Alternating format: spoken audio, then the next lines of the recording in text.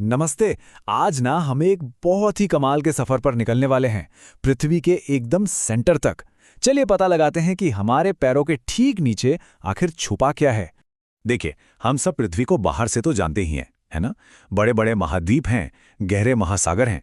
पर कभी ये सोचा है कि इस जमीन के नीचे क्या है?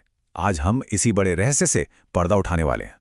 तो चलिए अपना सफर शुरू करते हैं। हमारी पहली मंजिल है पृथ्वी की सबसे बाहरी परत, जिसे हम भूपर्पटी या क्रस्ट कहते हैं। सीधी सी भाषा में ये वही जमीन है जिस पर हम सब खड़े हैं, चल रहे हैं, रह रहे हैं। अब ये परत सुनने में तो बहुत मोटी लगती होगी, है ना?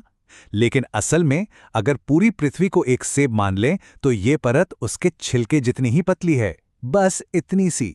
सोचिए, इससे अंदाजा लगता है कि हमारा ग्रह असल में कितना ज्यादा विशाल है। और मजे की बात यह है कि ये पतला सा छिलका भी हर जगह एक जैसा नहीं है। जो जमीन है, मतलब महाद्वीपों के नीचे, ये ज्यादा मोटी है और ग्रेनाइट से बनी है। और जो समुंदर के नीचे की जमीन है वो पतली है और बेसाल्ट नाम के पत्थर से बनी है। इसीलिए इनको सियाल और सीमा भी कहते हैं। सियाल मतलब सिलिका और एल्यूमिनियम, और सीमा मतलब सिलिका और मैग्नीशियम। ये बस उन चीजों के नाम हैं जिनसे ये बनी। ठीक है, तो भूपर्पटी को पार कर लिया। अब हम और गहरे उतर रहे हैं, पृथ्वी के विशाल इंजन रूम में। इसका नाम है मेंटल। और इसे इंजन रूम क्यों कह रहे हैं? क्योंकि यही वो परत है जो हमारी दुनिया की सतह को लगातार आकार देती रहती है। और ये इंजन रूम कितना बड़ा है, इसका अंदाजा लगाइए। पूरी पृथ्वी का 84% हिस्सा सिर्फ और सिर्फ मेंटल है।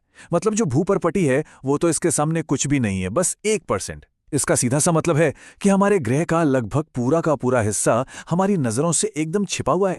ये परत करीब करीब 2900 किलोमीटर गहरी है और इसके ऊपरी हिस्से में एक बहुत ही खास लेयर है, एस्थेनोस्फीयर। यहाँ पर चट्टानें गर्मी की वजह से पूरी तरह पिघली हुई नहीं हैं, बल्कि एक गाढ़े चिपचिपे पदार्थ जैसी हैं। सोचिए, जैसे गाढ़ा शहद। और इसी पर हमारी जमीन की बड़ी बड़ी प्लेटें तैरती हैं। तो वो जो भूपर्पटी थी और मेंटल का जो ऊपरी ठोस हिस्सा है, ये दोनों मिलकर बनाते हैं लिथोस्फीयर। यही वो बड़ी बड़ी प्लेटें हैं।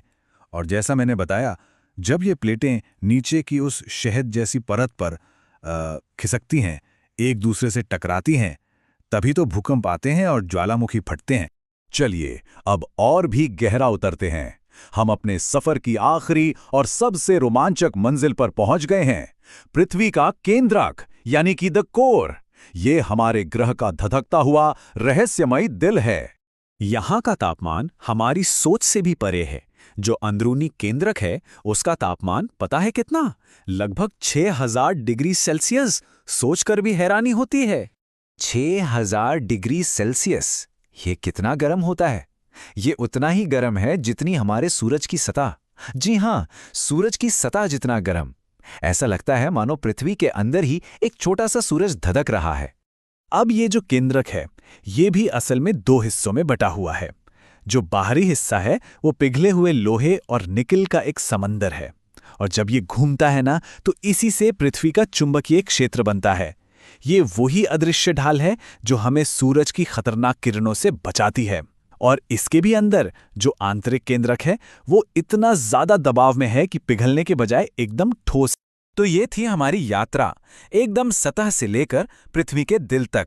चलिए एक बार फटाफट इन तीनों परतों को एक साथ रखकर दोबारा समझ लेते हैं। तो एक नजर में देखें तो सबसे ऊपर है भूपर्पटी, जो सबसे पतली और ठोस परत है। उसके नीचे है मेंटल, जो सबसे मोटी परत है, लगभग 84%।